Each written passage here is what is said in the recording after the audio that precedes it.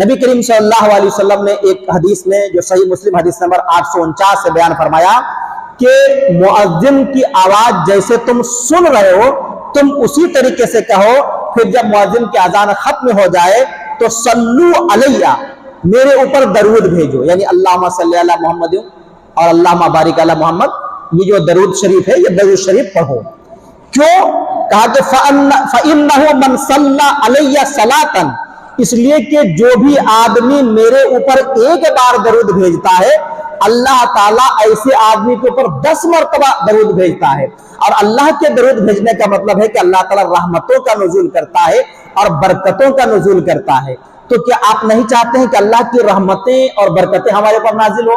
اذان کے بعد جب ہم درود پڑھیں گے تو اللہ تعالیٰ ہمارے اوپر ایک بار درود پڑھنے پر 10 مرتبہ درود بھیجے گا، یعنی رحمت کا نزول کرے گا، برکتوں کا نزول کرے گا۔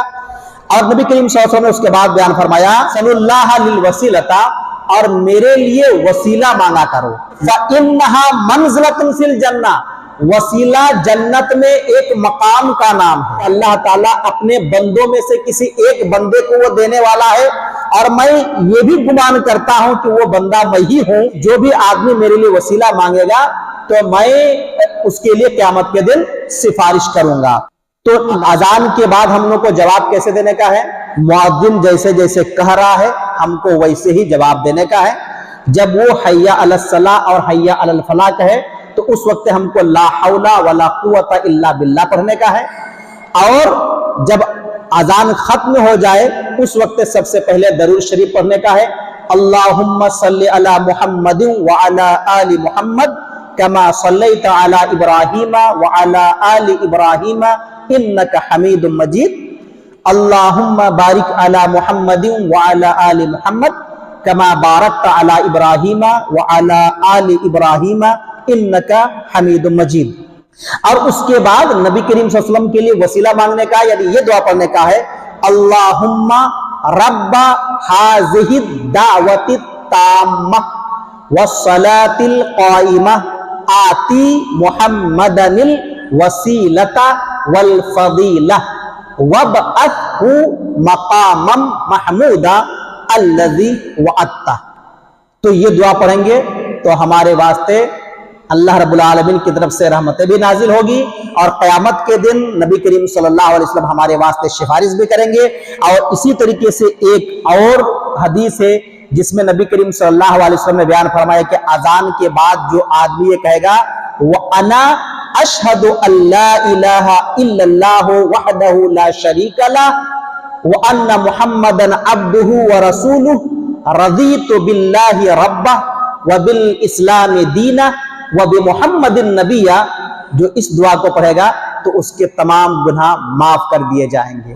تو الحمدللہ اذان دینے کی بھی بہت زیادہ اجر و ثواب ہے، اور اذان کا جواب دینے کے بھی اجر و ثواب بے حساب ہے۔ اسی لیے میرے بھائیوں اور بہنوں، ہمیں اور آپ کو چاہیے کہ اذان سن کر کے اذان کا جواب دیں۔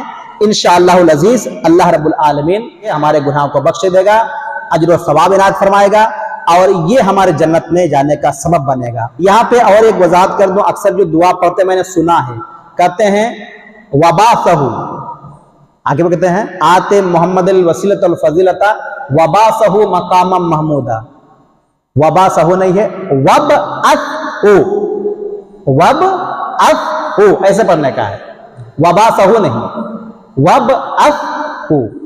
تو مجھے امید ہے کہ انشاءاللہ العزیز آپ لوگ اذان کا جواب دیں گے ایسے، اور اس کے بعد درود ابراہیمی بھی پڑھیں گے، اور پھر اللہم رب ہذہ الدعوۃ بھی پڑھیں گے، اور اذان سیکھنے کے بعد اذان دینے کی کوشش بھی کریں گے انشاءاللہ۔ جی صرف جو نماز جو اذان کا جو جواب ہے نا حی علی الصلاۃ اور حی علی الفلاح، اسی کے جواب میں صرف لا حول ولا قوت الا باللہ پڑھنے کا ہے۔ باقی فجر میں جب الصلاۃ خیر من النوم کہے تو ہم کو بھی الصلاۃ خیر من النوم کہنے کا ہے۔ اور جیسے کہ بارش کے تعلق سے بتایا، کوئی ایمرجنسی آ جائے تو اس وقت اگر کہے کہ الصلاۃ فی الرحال تو ہم کو بھی سن کر کے الصلاۃ فی الرحال ہی پڑھنے کا ہے۔ یا تو پھر بعض علماء نے یہ کہا ہے کہ الصلاۃ الرحال نہیں، بلکہ جیسے کہ حی علی الصلاۃ کا مطلب ہوتا آؤ نماز کے لیے، تو وہاں پہ بھی اللہ کی توفیق کی بات ہے، لا حول ولا قوت الا باللہ پڑھ رہے تھے، تو الصلاۃ فی الرحال میں بھی لا حول ولا قوت الا باللہ پڑھا جائے. اللہ تعالیٰ سے دعا کرتے ہیں کہ مولا کریم ہم تمام مسلمانوں کو کتاب و سنت کا زیادہ سیدھا علم حاصل کرنے اور اس کی سمجھ بوجھ عنایت فرما کر اسی کے موافق عمل کرنے کی توفیق عطا فرما. آمین. وآخر الدعوانا الحمدللہ رب العالمین.